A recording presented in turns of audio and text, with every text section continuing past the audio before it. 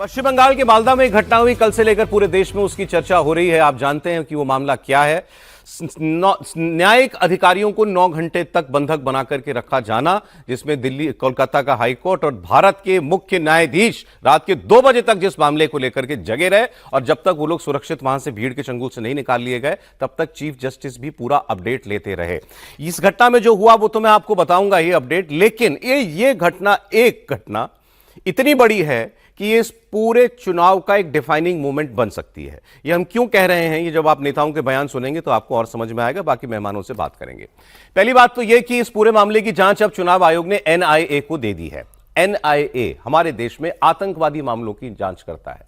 मांग हुई थी, चीफ जस्टिस की तरफ से कहा गया था कि यह सीबीआई या एनआईए को दीजिए। इलेक्शन कमीशन ने एनआईए को चुना कि इसकी जांच एनआईए करेगी। तो क्या इसमें कोई और एंगल भी है कि कोई और डायमेंशन है, क्यों सीबीआई की जगह एनआईए को दिया गया? थोड़ी देर में एनआईए की टीम पश्चिम बंगाल पहुंचने भी वाली है। सुप्रीम कोर्ट की सख्ती के बाद पश्चिम बंगाल पुलिस अब जागी है। इस मामले में 35 लोगों को गिरफ्तार किया गया है और गिरफ्तार लोगों में एक आईएसएफ का कैंडिडेट है मौलाना शाहजहां अली। ये व्यक्ति आईएसएफ वो है जो फुरफुरा शरीफ, जो वहां पर एक गद्दी है, जो जहां पर काफी लोगों की आस्था है, वहां पर उस जगह के उसके जो उन्होंने जो पार्टी बनाई है उसके ये कैंडिडेट थे। उधर एआईएमआईएम का नेता और इस पूरे बंधक कांड का जिसको मुख्य आरोपी माना जा रहा है, जिसका नाम है मुफरिकुल इस्लाम, वो व्यक्ति जो है पेशे से वकील है, वो भाग रहा था और उसको बागडोगरा एयरपोर्ट से गिरफ्तार किया गया।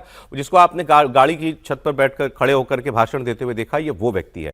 अब ये कहीं भाग रहा था पुलिस से, लेकिन पश्चिम बंगाल पुलिस ने उसको एयरपोर्ट से गिरफ्तार कर लिया है, धर दबोचा है। मुफरिकुल इस्लाम पर आरोप है कि उसने ही ये मालदा के कालियाचक में बीडीओ दफ्तर में एसआईआर के नाम पर लोगों को भड़काकर उस बीडीओ दफ्तर का घेराव कराया। उसके बहुत सारे वीडियोज आ रहे हैं जिसमें वो नारेबाजी करता दिख रहा है, कहने लगा हम रोजे वाले लोग हैं, हम पीछे हटने वाले नहीं हैं, हम यहाँ बैठे हैं, जिसको आना है यहाँ पर आ जाए। वो डीएम एसपी सबको चुनौती दे रहा था।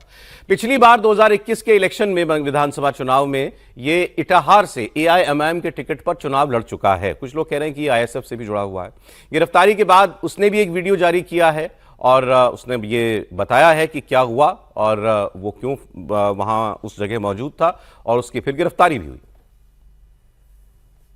এসআইআর এর নাম করে যে সমস্ত মুসলিম মানুষদের ডিভোটার করে দিয়েছে বা ডিলিট করেছে, যাদের নাম হয়নি, তাদের আন্দোলনে সহযোগিতা করতে গিয়ে, যদিও ওই আন্দোলনটা আমি করিনি, আমি কলকাতা থেকে আলিপুরদুয়ার যাচ্ছিলাম, ওই আন্দোলনের পাশ দিয়ে যাচ্ছিলাম, সেখানে বক্তব্য দেওয়ার কারণে আমার জন্য কোনো জজ সাহেব অ্যারেস্টও ছিল না আর আটকও ছিল না।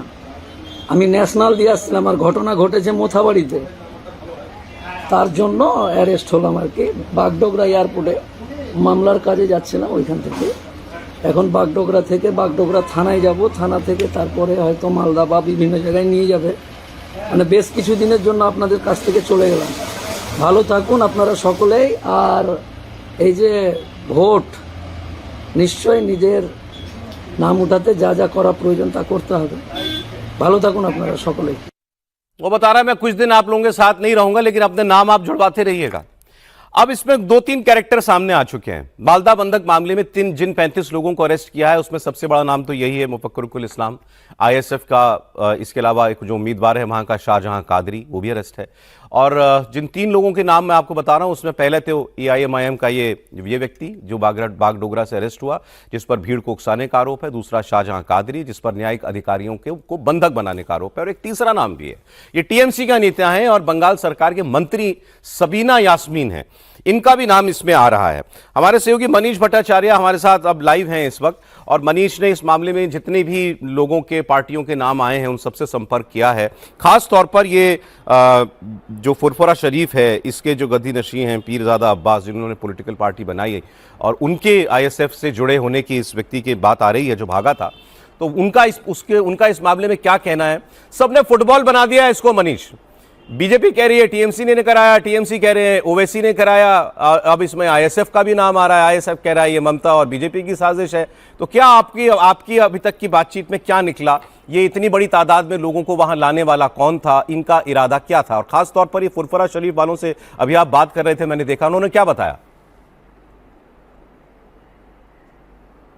देखिए बिल्कुल, मैं इस वक्त फुरफुरा शरीफ में ही मौजूद हूँ और पीरज़ादा अब्बास सिद्दीकी जो कि यहाँ की गद्दी नशीन हैं, उनसे मेरी बातचीत हुई है काफ़ी देर तक के। उन्होंने साफ कहा है कि ये जो इलाका है, यहाँ पर जो उनके आईएसएफ के कैंडिडेट हैं वो वहाँ पर मौजूद नहीं थे। पहली चीज़ वो कह रहे हैं कि उन्होंने अगर कोई तकरीर की हो, कोई वीडियो हो, तो उस विषय में बात करना ज़रूरी है, उस विषय में जाँच भी की जा सकती है। लेकिन वो ये संदेश जता रहे हैं कि मुस्लिमों को भड़काकर एसआईआर के नाम पर इससे जिस पार्टी को फ़ायदा ज़्यादा मिलता हुआ दिखाई दे रहा है, आप अंदेशा लगा लीजिए वही हो सकता है। उसके बाद दो शख्सियत का नाम इन्होंने लिया, एक नजरुल और एक शबीना। ये दोनों टीएमसी पार्टी से जुड़े। इनका कहना है कि इन दोनों ने पहले रहकर यहाँ पर तकरीरें की, लोगों को वहाँ पर एकजुट भी किया था और उसके बाद ही यहाँ पर हंगामा फसाद हुआ। तो आप अंदाज़ा लगाइए कि इससे फ़ायदा किसको मिल सकता है। दूसरी बात उन्होंने मुफक्किरुल इस्लाम के लिए कही है कि मुफक्किरुल इस्लाम 2017 में इनके साथ एसोसिएट ज़रूर हुआ था, लेकिन उसने जिस लेवल पर फ्रॉड किया और जिस तरीके से उसकी क्रेडिबिलिटी है वो बिल्कुल विश्वास करने लायक नहीं है। वो कहीं भी किसी के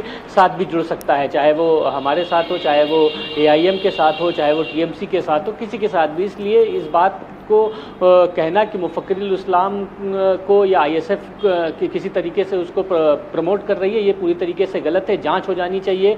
वहाँ पे जब जिस समय भड़काऊ भाषण दिए गए वो कौन थे, उसकी वीडियोग्राफी हो जाए तो इनको पता लग जाएगा। लेकिन इन्होंने यहाँ से फुरफुरा शरीफ से एक बात ज़रूर कही है, ये लगातार कह रहे हैं कि एसआईआर के नाम पर जो नियम कानून जो कहता है उसके आधार पर ही मुसलमान चलें। ये मैं अपनी गद्दी पे भी बैठ के कह रहा हूँ और जहाँ कहीं भी मेरी इस तरीके की सभा होती वहाँ पे भी कह रहा हूँ। लेकिन इस बीच अगर एसआईआर के नाम पर कोई मुस्लिमों को भड़का रहा है तो ये सिर्फ उसमें राजनीति हो रही है और यही मालदा में हुआ है। और उसी के बाद ये इतने बड़ा घटनाक्रम हुआ, हंगामेबाजी हुई। लेकिन इसमें सिर्फ आईएसएफ का नाम इसलिए जोड़ दिया गया क्योंकि आईएसएफ कहीं ना कहीं फुरफुरा शरीफ, ये आईएसएफ की बात हो गई मनीष।